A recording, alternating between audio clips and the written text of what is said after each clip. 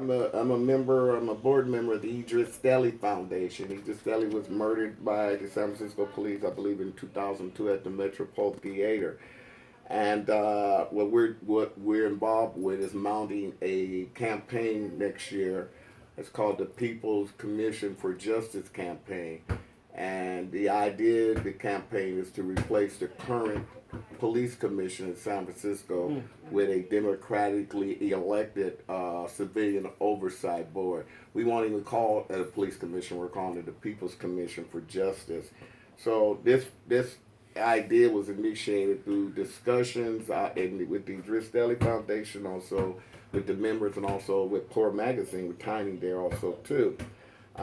It's based on some campaigns that we've ran in the past in other cities around creating. Some we call it police review boards. We don't want a review board. We got that now. They review what the police tell them, and they usually sign off on it.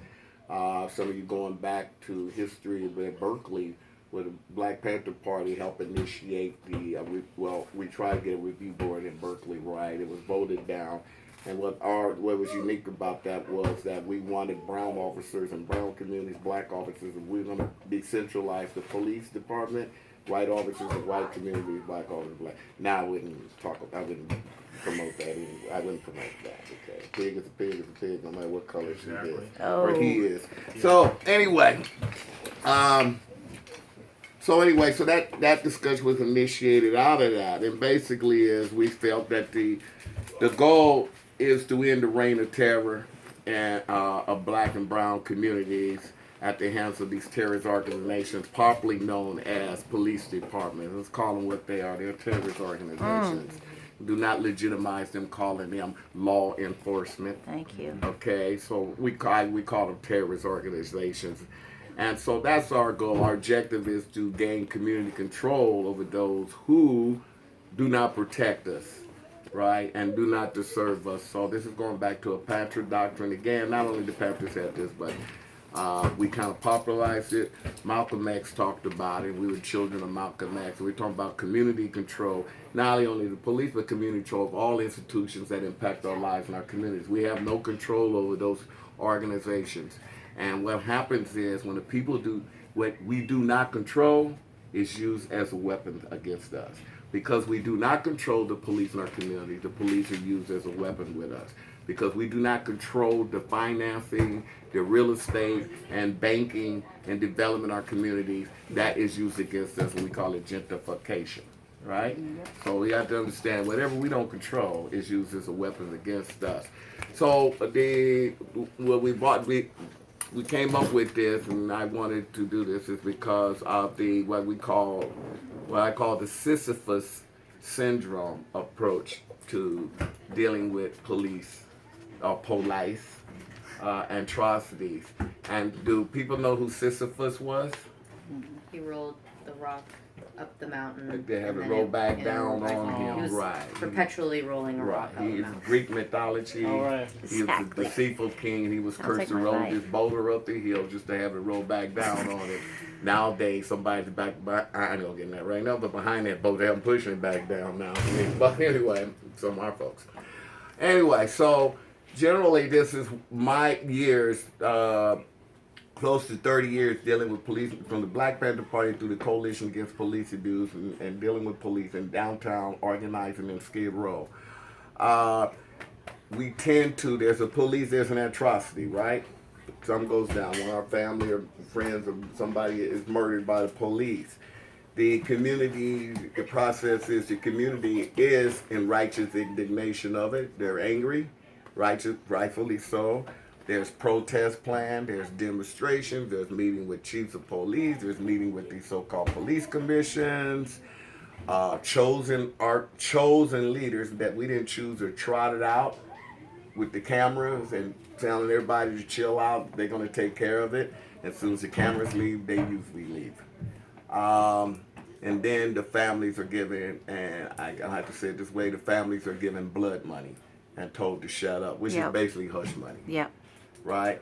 and then it all ends until the next atrocity, and the same process continues. Okay, we're constantly rolling the boulder up the hill. It's constantly rolled back because one, we haven't stopped these killings. We haven't stopped the mistreatment. The police have gotten more powerful politically, militarily, and so forth. And a large majority of the country are complicit in this. Mainly white folks are mostly complicit because they green-light it. You know what I'm saying? By either their silence or support of the police. So constantly the boulder's rolled up, the boulder rolls back down. And as I said right now, there's even evidence that some of our so-called allies and good meaning people looks like they're on the other side helping it roll back down. So there needs to be a change in that. You know, as Einstein said, we continue to do the same thing over and over again, the same thing, and expect different conclusions. That's the definition of insanity. And we rightfully can be insane because we live in a system that is insane, and we part of that system. So we got some insanity too. So we figure, what can we do? Again, the question goes back to community control. What we don't control is used as a weapon against us.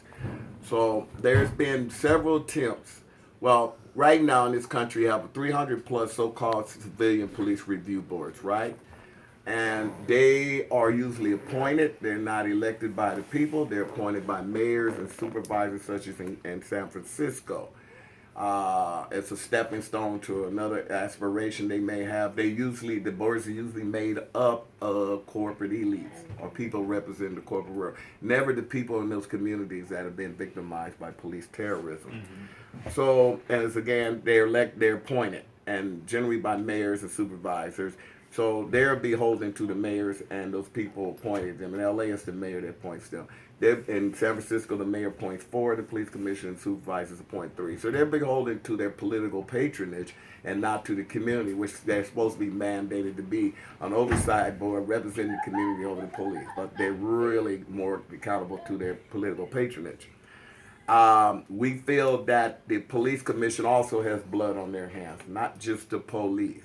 Mm-hmm. San Francisco, finally, Chief Service Guard, and that was a tremendous people victory. But but looking at it closely, Chief Sir handed his resignation in during the Frisco 500 marching demonstration, and the mayor turned it down and said he's not going to let a mob dictate his role, his program. So he was already resigning. Plus, he was waiting on his wife to get on his pension so she can get the health insurance. Unfortunately, when Rebecca Williams was killed, a lot of people attribute that caused the chief to resign. Jessica Williams, I'm sorry. But really, he was already turned his resignation in, and the mayor stopped him from doing it.